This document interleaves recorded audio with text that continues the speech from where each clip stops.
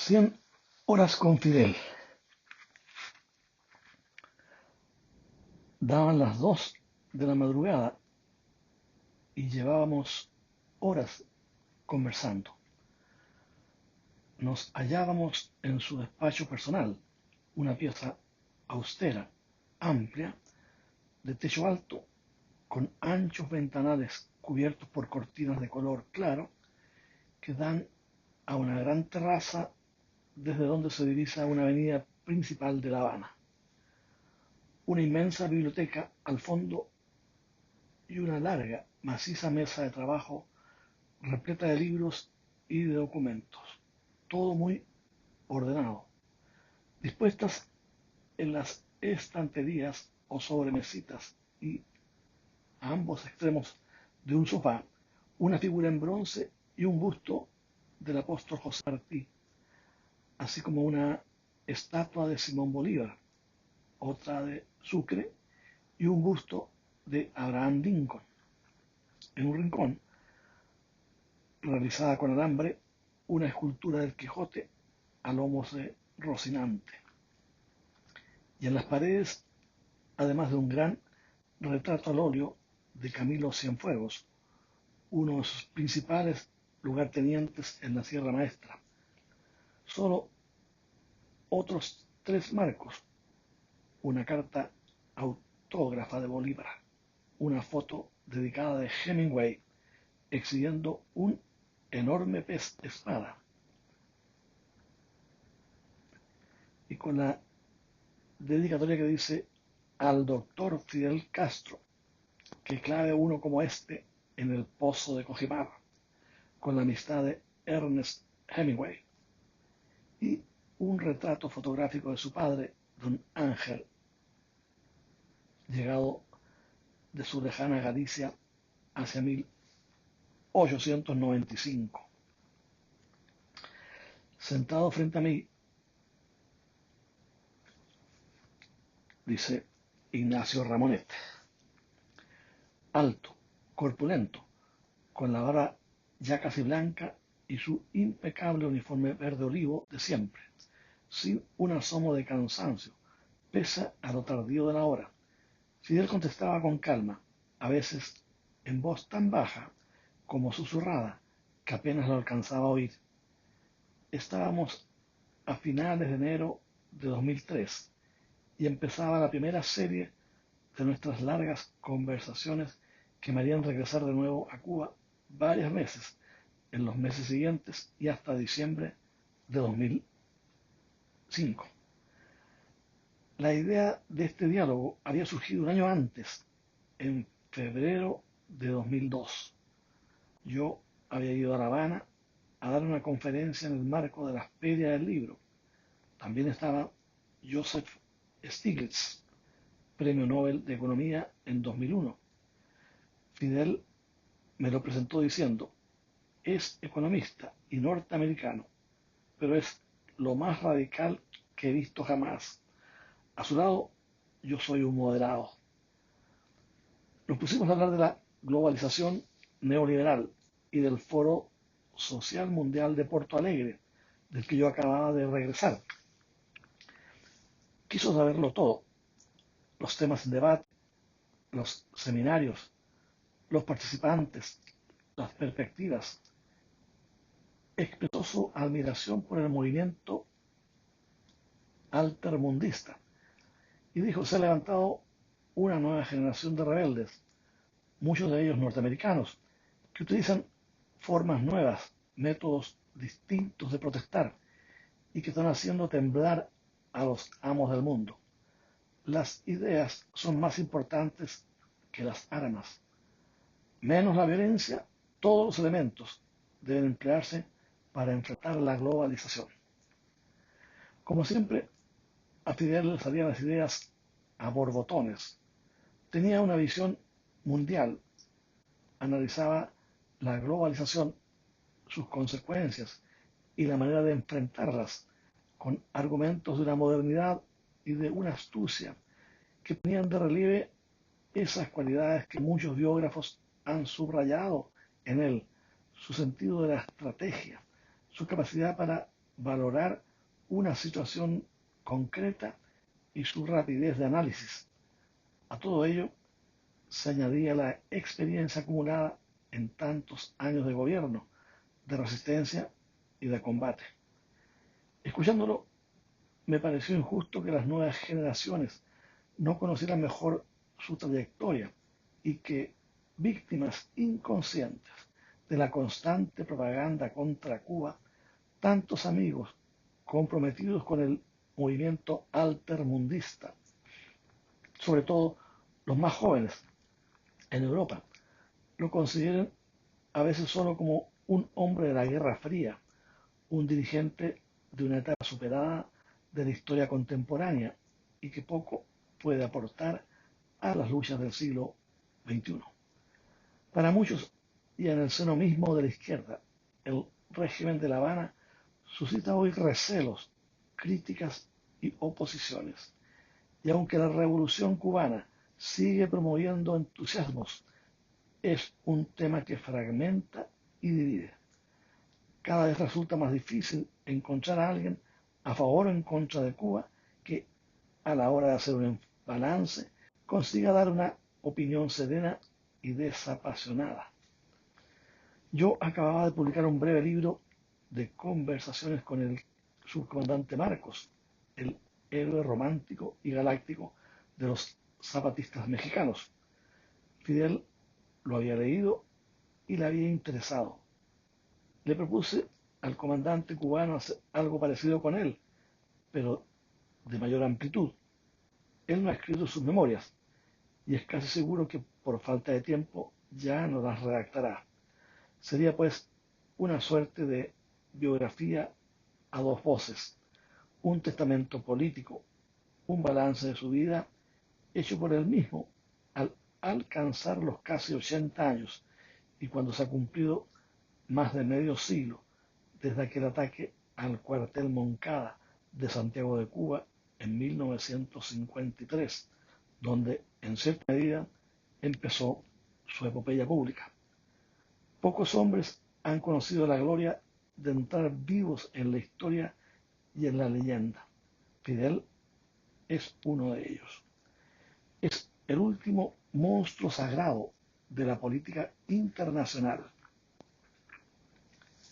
Pertenece a esa generación de insurgentes míticos: Nelson Mandela, Ho Chi Minh, Patrice Lumumba, Amílcar Cabral, Che Guevara, Carlos Marighella, Camilo Torres, Turcios Lima, Mehdi Barca, quienes, persiguiendo un ideal de justicia, se lanzaron en los años posteriores a la Segunda Guerra Mundial a la acción política con la ambición y la esperanza de cambiar un mundo de desigualdades y de discriminaciones marcado por el comienzo de la Guerra Fría entre la Unión Soviética y Estados Unidos. Como miles de intelectuales y de progresistas a través del mundo, y entre ellos hasta los más inteligentes, esa generación pensaba con sinceridad que el comunismo anunciaba un porvenir radiante y que la injusticia, el racismo y la pobreza podían ser extirpados de la faz de la tierra en menos de un decenio. En aquella época, en Vietnam, en Argelia, en Guinea-Bissau, en más de medio planeta, se sublevaban los pueblos oprimidos. La humanidad aún estaba entonces en gran parte sometida a la infamia de la colonización. Casi toda África y una buena parte de Asia seguían dominadas, avasalladas por los viejos imperios occidentales, mientras las naciones de América Latina, en teoría independientes desde hacía siglo y medio, permanecían explotadas por minorías privilegiadas y a menudo sojuzgadas por crueles dictadores. Batista en Cuba, Trujillo en República Dominicana, Duvalier en Haití, Somoza en Nicaragua, Stroessner en Paraguay, amparados por Washington. Fidel escuchó mi propuesta con una sonrisa leve, como medio divertido. Me miró con ojos penetrantes y maliciosos y me preguntó con ironía: ¿de verdad quiere usted perder su tiempo charlando conmigo? ¿No tiene cosas más importantes que hacer? Por supuesto le contesté que no. Decenas de periodistas de todo el mundo, y entre ellos los más célebres, llevan años esperando la oportunidad de conversar con él. Para un profesional de la prensa, ¿qué entrevista más importante puede haber que el diálogo con una de las personalidades históricas más significativas de la segunda mitad del siglo XX y de lo que va de este? ¿No es acaso Fidel Castro el jefe de Estado que más tiempo lleva ejerciendo su cargo?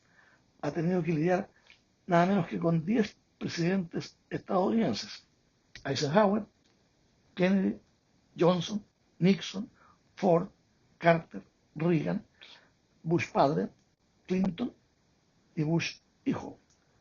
Tuvo relaciones con algunos de los principales líderes que marcaron la marcha del mundo desde 1945: Nehru, Nasser, Tito, Khrushchev, Olof Palme, Ben Bella, Boumediene, Arafat, Indira Gandhi, Salvador Allende, Brezhnev, Gorbachev, Mitterrand, Jiang Zemin, Juan Pablo II, el rey Juan Carlos, etc. Y ha conocido a algunos de los principales intelectuales y artistas de nuestro tiempo. Con él han estado Jean-Paul Sartre, Simone de Beauvoir, Ernest Hemingway, Graham Greene, Arthur Miller, Pablo Neruda, Jorge Amado, Osvaldo Guayasamín, Henri Cartier-Bresson, Julio Cortázar, José Saramago, Gabriel García Márquez, Eduardo Galeano, Oliver Stone, Noam Chomsky y muchísimos otros. Bajo su dirección, su pequeño país, poco más de 100.000 kilómetros cuadrados, 11 millones de habitantes, ha podido conducir una política de gran potencia a escala mundial, llegando incluso a echarle un pulso a Estados Unidos, cuyos dirigentes no han conseguido derribarlo ni eliminarlo, ni tan siquiera modificar el rumbo de la Revolución Cubana. La Tercera Guerra Mundial estuvo a punto de estallar en octubre de 1962 a causa de la actitud del gobierno norteamericano, que protestaba contra la instalación de misiles nucleares soviéticos en Cuba, cuya función era sobre todo impedir un nuevo desembarco como el de 1961 en Playa Girón, Bahía de Cochinos, realizado esta vez directamente por las Fuerzas Armadas estadounidenses para derrocar al régimen cubano. Desde hace más de 40 años, Washington impone a Cuba un devastador embargo comercial, reforzado en los años 90 por las leyes Helms-Burton y Torricelli, que obstaculiza su normal desarrollo y contribuye a agravar la difícil situación económica. Con consecuencias trágicas para sus habitantes, Estados Unidos prosigue, además, una guerra ideológica y mediática permanente contra La Habana, a través de las potentes Radio Martí y Televisión Martí instaladas en la Florida y financiadas por el gobierno de Estados Unidos, para inundar la isla de propaganda como en los peores tiempos de la Guerra Fría. Por otra parte, varias organizaciones terroristas hostiles al régimen cubano, Alfa 66 y Omega 7, entre otras, tienen sede en Miami, donde poseen campos de entrenamiento y desde donde sin cesar envían comandos armados a la isla para cometer atentados con la complicidad pasiva de las autoridades estadounidenses. Cuba es uno de los países que más víctimas ha tenido, más de 3.000, y que más ha sufrido por el terrorismo en los últimos 40 años. A pesar de un ataque tan persistente por parte de Estados Unidos, incluyendo muchos intentos de atentado contra su vida, después de las odiosas agresiones del 11 de septiembre de 2001 contra Nueva York y Washington, Fidel declaró: ninguna de esas circunstancias nos condujo jamás a dejar de sentir un profundo dolor por los ataques terroristas del 11 de septiembre contra el pueblo norteamericano. Hemos dicho que cualesquiera que sean nuestras relaciones con el gobierno de Washington, nunca saldrá nadie de aquí para cometer un acto de terrorismo en Estados Unidos. Y también subrayó que me corten una mano si alguna vez encuentran aquí una sola frase dirigida a disminuir al pueblo norteamericano. Seríamos una especie de fanáticos ignorantes si fuésemos a echar la culpa al pueblo norteamericano de las diferencias entre ambos gobiernos. Como reacción ante las agresiones constantes venidas de fuera, el régimen ha preconizado en el interior del país la unión a ultranza. Ha mantenido el principio del partido único y ha tenido tendencia a sancionar con severidad las discrepancias, aplicando a su manera el viejo lema de San Ignacio de Loyola: en una fortaleza asediada, toda disidencia es traición. Por eso los informes anuales de Amnistía Internacional critican la actitud de las autoridades en materia de libertades, libertad de expresión, libertad de opinión, libertades políticas, y recuerdan que en Cuba hay decenas de prisioneros de opinión. Sea cual fuera el motivo, se trata de una situación que no se justifica, como tampoco se justifica la aplicación de la pena de muerte, hoy día suprimida en la mayoría de los países desarrollados, con las notables excepciones de Estados Unidos y de Japón. Ningún demócrata puede estimar normal la existencia de presos de opinión y el mantenimiento de la pena capital. Esos informes críticos de Amnistía Internacional no señalan, sin embargo, casos de tortura física en Cuba, de desapariciones, de asesinatos políticos o de manifestaciones reprimidas a golpes por la fuerza pública. Tampoco se ha registrado ningún levantamiento popular contra el régimen, ni un solo caso en 46 años de revolución, mientras que en algunos estados próximos, considerados democráticos, Guatemala, Honduras, República Dominicana, incluso México, y no hablemos de Colombia, por ejemplo, sindicalistas, oponentes, periodistas, sacerdotes, alcaldes, líderes de la sociedad civil siguen siendo con impunidad asesinados sin que estos crímenes ordinarios susciten excesiva emoción mediática internacional. A ello habría que añadir en esos estados y en la mayoría de los países pobres del mundo la violación permanente de los derechos económicos, sociales y culturales de millones de ciudadanos, la escandalosa mortalidad infantil, el analfabetismo, los sin techo, los sin trabajo, los sin cuidado sanitario, los mendigos, los niños de la calle, los barrios de chabolas, la droga, la criminalidad y toda clase de delincuencia, fenómenos desconocidos o casi inexistentes en Cuba, igual que es inexistente el culto oficial a la personalidad, aunque la imagen de Fidel está muy presente en la prensa, en la televisión y en las calles. No existe ningún retrato oficial, ni hay estatua, ni moneda, ni avenida, ni edificio, ni monumento dedicado a Fidel Castro, ni a ninguno de los líderes vivos de la revolución.